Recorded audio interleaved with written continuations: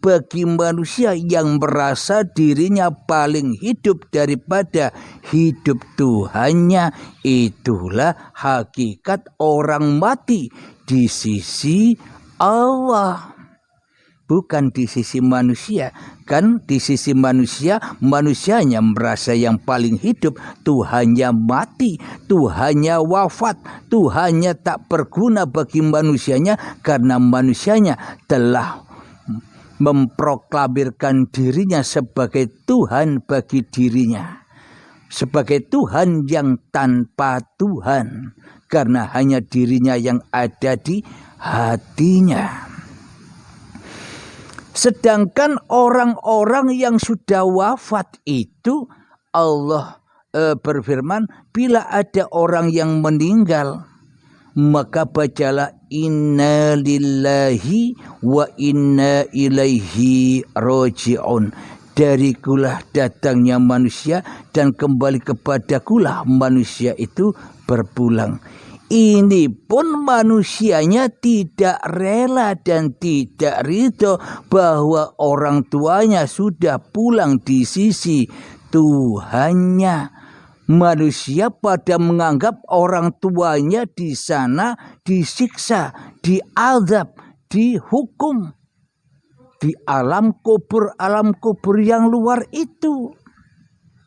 Kenapa itu semua terjadi? Karena aplikasi sama dengan dirinya selama ini di dalam alam kubur.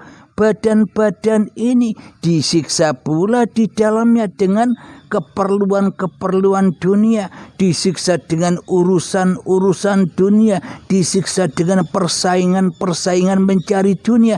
Jadi manusia anggapannya dikira yang di kuburan luar itu sama dengan keadaan kuburannya sendiri yang selama ini tidak pernah diziarahi dengan ilmu ketuhanan.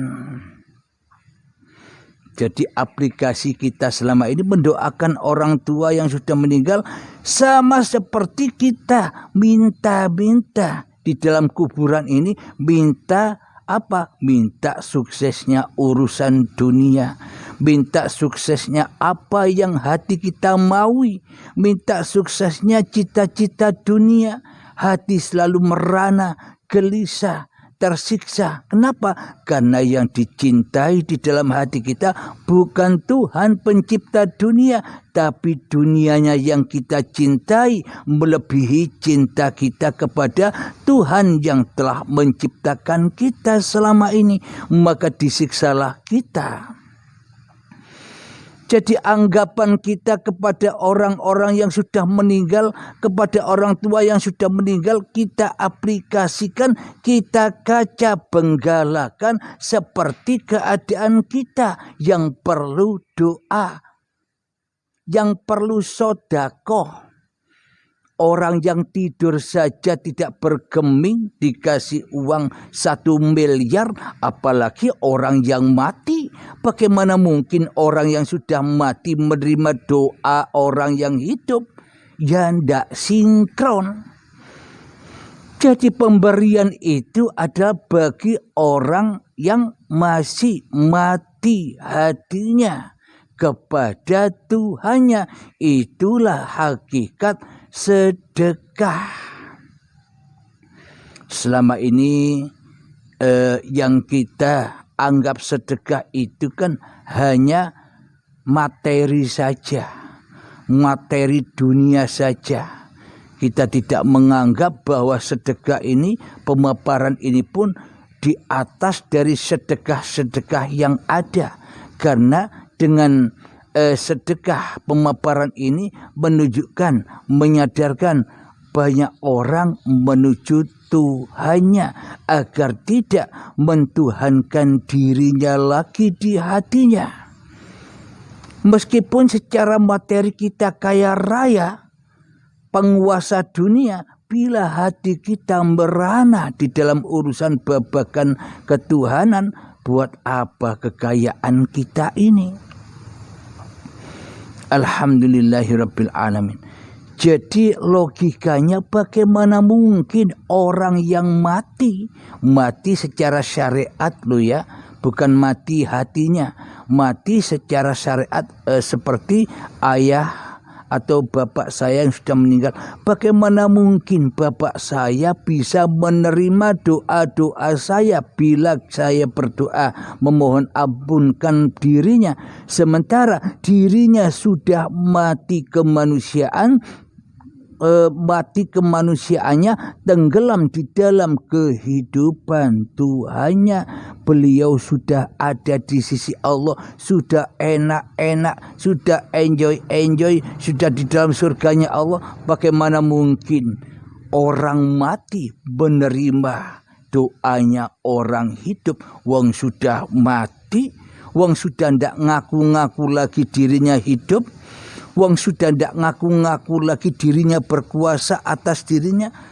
Wong di dalam hatinya sudah kembali kepada Tuhannya, tentu bahagia mereka di sisi Tuhannya. Sementara kita yang mendoakan bahagianya di sisi hawa nafsu kita sendiri. Jauh beda. Seumpama sama halnya ahli neraka mendoakan ahli surga. Cocok enggak?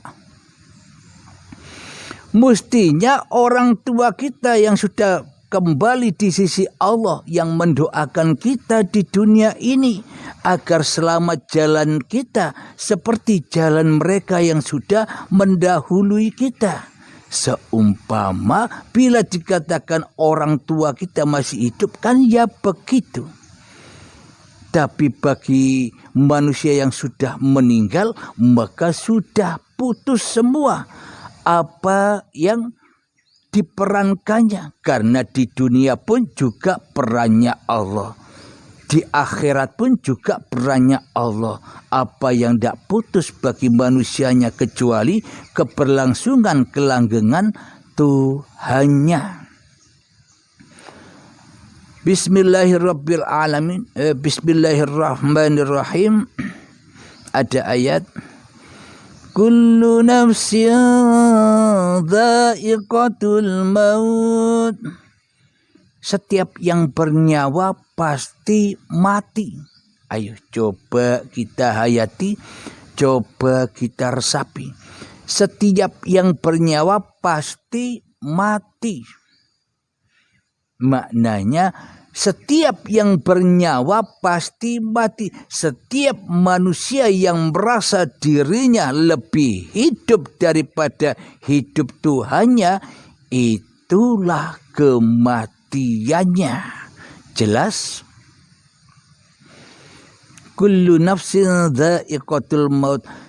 Ketika manusia merasa dirinya yang paling hidup daripada hidup Tuhannya, itulah hakikat kematian manusianya. Di sisi Tuhannya mati apanya? Mati jiwanya. Mati apanya?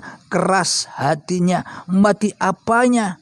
Tidak sadar bahwa dirinya makhluk bukan Tuhan. Kullu nafsin dha'iqatul maut. Jadi setiap yang bernyawa, setiap manusia yang merasa bernyawa, berroh, berjiwa, bernyawa, pasti mati. Apa? Karena manusianya merasa dirinya yang hidup, Tuhannya dimatikan. Karena manusianya merasa yang berkuasa, Tuhannya dilemahkan, tiada perannya di hatinya selama ini. Terus apalagi bahwa doa-doa kita kepada orang tua kita selama ini hanyalah angan-angannya hawa nafsu saja. Sama halnya seperti saya sebutkan tadi, seolah-olah ahli neraka, orang mati mendoakan yang hidup. Maknanya manusia mendoakan Allah. Kan sama seperti itu. Masa boneka mendoakan yang menciptakan boneka? Masa wayang mendoakan dalangnya? Kan tidak mungkin. Semuanya serba kebolak-balik. Kenapa? Karena pemahamannya, karena keyakinannya ikut keyakinan hawa nafsunya yang selalu menyesatkan dari jalan Tuhannya. Sama dengan junjungan kita Nabi Muhammad sallallahu alaihi wasallam, seolah-olah Nabi Muhammad sampai sekarang masih hidup. Maka dari itu banyak orang yang berselawat. Inna Allaha wa malaikatahu yusalluna 'alan nabi ya ayyuhalladzina amanu sallu 'alaihi wa sallimu taslima. Jadi seolah-olah Kanjeng Nabi itu masih hidup. Wong sudah meninggal, wong sudah wafat kok dianggap masih hidup. Maka dari itulah manusia selamanya tidak akan rela, tidak akan ridho bertuhankan kepada Tuhan yang menciptakannya. Bila manusia masih mendewa-dewakan makhluk, selamanya manusia tak akan pernah kenal dengan Tuhannya yang menghidupinya. Apa buktinya?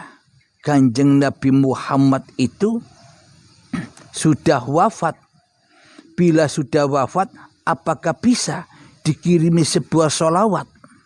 Mari kita baca, buktikan di dalam firman-Nya Allah, agar saya tidak dikatakan mengada-ada dengan pemahaman ini. Semuanya serba Al-Quran.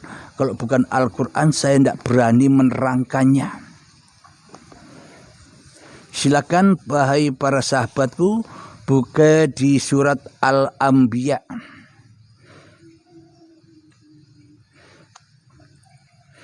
Di surat Al-Anbiya ayat yang ke-34. Silakan dibuka para sahabat. Jadi temanya bersedekah kepada orang yang mati. Silakan dibuka Al-Anbiya ayat 34 agar kita bisa menyaksikan semua.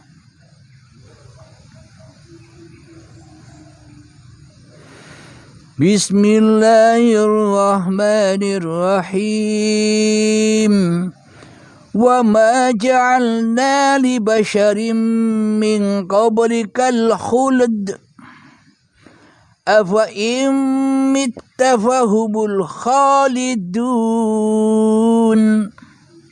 Yang artinya, dan kami tidak menjadikan hidup abadi bagi seorang pun manusia sebelum engkau Muhammad.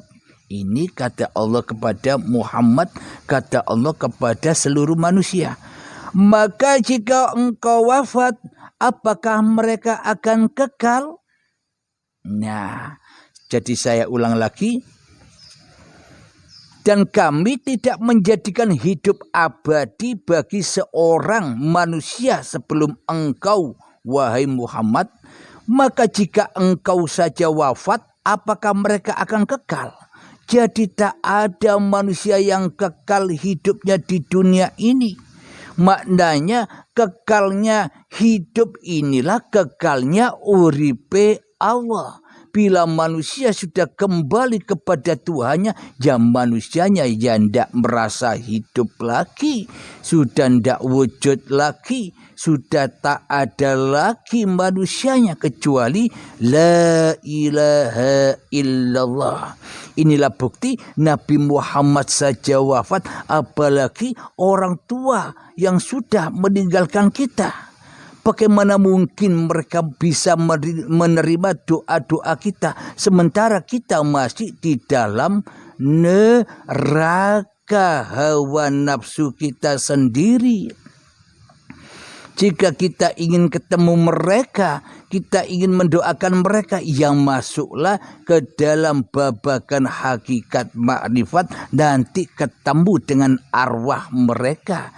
Kemana arwah mereka? arwahnya orang-orang yang sudah meninggalkan kita dahulu, sejak Nabi Adam, sejak Nabi Muhammad sampai kepada orang tua kita, arwahnya menjadi ruhullah, uripe Allah.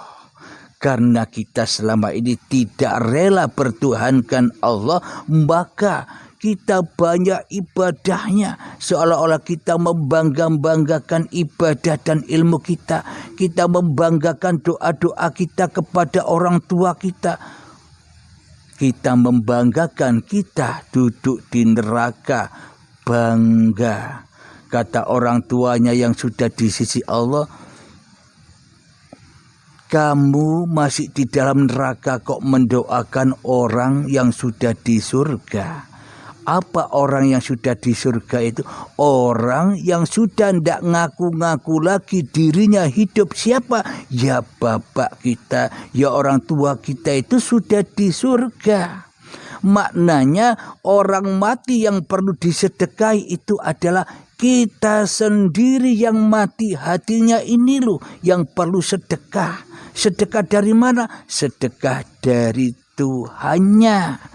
Karena kita selama ini tak merasa dipelihara Tuhan, karena kita selama ini tak merasa dijaga Tuhan, karena kita selama ini tak merasa dicukupi Tuhan, karena kita selama ini tak merasa dihidupi Tuhan, karena kita selama ini tak merasa dikuasai Tuhan, karena kita ngaku-ngaku jadi Tuhan sendiri. Masa ahli neraka mendoakan ahli surga? Lah kebalik itu.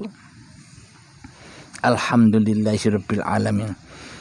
Jadi Kanjeng Nabi Muhammad saja meninggal, tidak abadi hidupnya. Kenapa? Karena hidup yang ada pada Nabi Muhammad, karena hidup yang ada pada Nabi Adam, karena hidup yang ada pada para nabi dan para manusia sebelum kita, itu ya semua uripe Allah.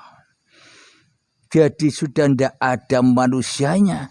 Kanjeng Nabi Muhammad saja masih hidupnya bilang di dalam Al-Quran, Muhammad bukan kamu yang lempar, aku yang lempar. Padahal Nabi Muhammad masih hidup. Tapi praktek hati Kanjeng Nabi Muhammadnya sebenarnya tidak ada di dalam hatinya. Yang ada hanya Allah. Buktinya apa? Nabi Muhammad tak bisa melempar, Nabi Muhammad tak bisa memanah kecuali uripe Allah. Masa iman kita tidak ikut imannya Nabi Muhammad?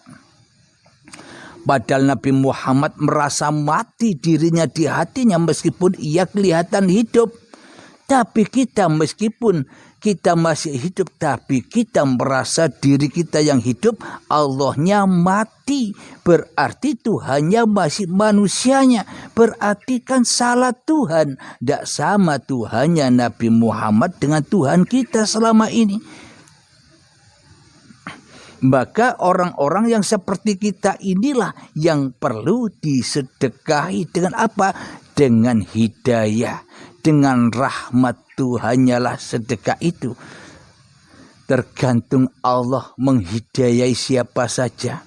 Semoga kita, terkhususnya saya dan kita semua jamaah uripe Allah, mendapatkan hidayah dan mendapatkan perlindungan dari Allah Subhanahu wa ta'ala. Amin ya rabbal alamin. Asal Anda sudah taubat dari menjadi Allah. Kita kan selama ini jadi Allah tapi tidak terasa. Allahnya ditiadakan, Tuhannya tak diberlakukan di hati kita. Yang berlaku di dalam hati kita hanyalah diri kita sendiri selama ini. Sebelum saya lanjutkan ayatnya, ya sudah terbukti ya. Dan kami tidak menjadikan hidup abadi bagi seorang manusia sebelum engkau Muhammad. Tidak ada hidup yang abadi. Maknanya mati semua, wafat semua. Kalau sudah mati semua, wafat semua, apa bisa menerima sedekah? Coba Anda pikirkan. Logika. Pakai akal pikir. Jangan pakai angen-angen wae. Pokoknya ada orang bicara begini percaya. Bilang cerita begitu percaya. Coba pakai logika, pakai iman yang ada di dalam dada ini. Dan kami tidak menjadikan hidup abadi bagi seorang manusia pun sebelum engkau Muhammad. Maka jika engkau saja wafat, apakah mereka akan kekal? Semuanya fana. Fana kemanusiaannya, kekal uripe. Allah menghidupi manusia sejak Nabi Adam hingga saat ini sampai akhir zaman nanti.